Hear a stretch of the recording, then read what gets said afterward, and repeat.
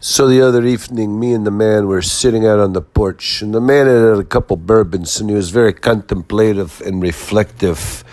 And he said, my dad used to love to sit out here on the porch and enjoy the cricket serenade. That's what me and the man were doing. The evening was dewy and cool, and the crickets were serenading us.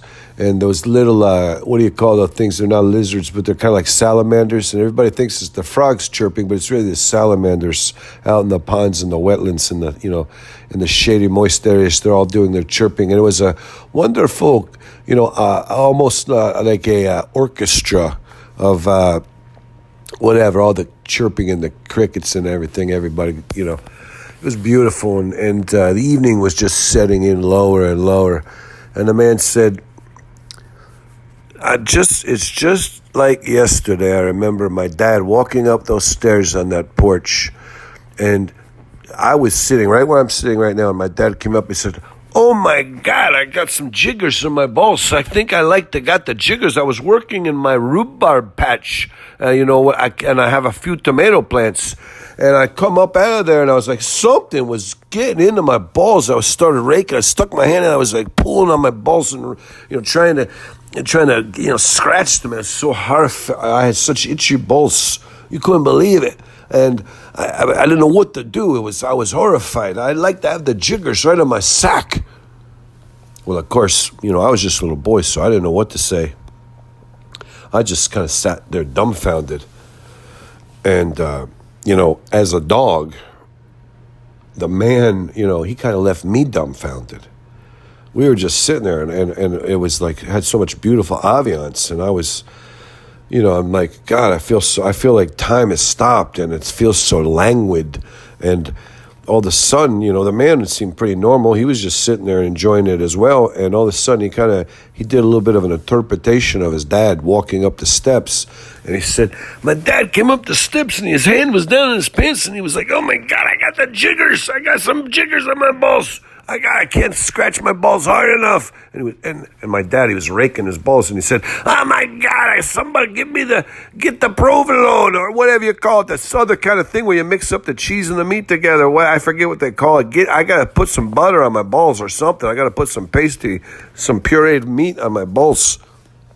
I got the jiggers in my balls.